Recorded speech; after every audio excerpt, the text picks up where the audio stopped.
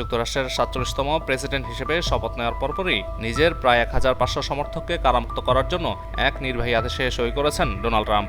এসব ব্যক্তি ২০২১ সালের ৬ জানুয়ারি মার্কিন কংগ্রেস ভবন ক্যাপিটল হিলে দাঙ্গায় জড়িত থাকার অভিযোগে গ্রেপ্তার হয়েছিলেন।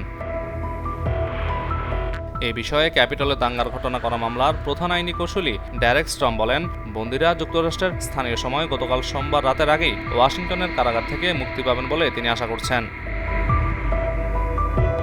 এদিকে ক্যাপিটলের দাঙ্গায় জড়িত হাজার দেড়েক সমর্থককে মুক্তি দেওয়ার ইঙ্গিত কয়েক মাস আগে থেকে দিয়ে রেখেছিলেন ট্রাম্প। তবে দ্বিতীয় মেয়াদে প্রেসিডেন্ট হিসেবে শপথ নেওয়ার পরপরই তিনি তা বাস্তবায়ন করলেন। ৪ বছর আগের ওই দিনে যুক্তরাষ্ট্রের নতুন প্রেসিডেন্ট হিসেবে জো বাইডেনের সত্যায়ন প্রক্রিয়া চলছিল।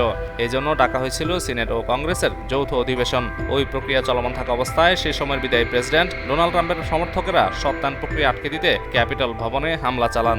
ওই ঘটনার ৪ বছর পূর্তিতে ৬ জানুয়ারি সদ্য বিদায়ী প্রেসিডেন্ট জো বাইডেন বলেছিলেন, ক্যাপিটল হিলে ২০২১ সালের ৬ জানুয়ারি যে ঘটনা ঘটেছিল তার ৪ বছর পর সেটা ভুলে যাওয়া বা পুনর্লিখিত হওয়া কোনোটাই উচিত হবে না।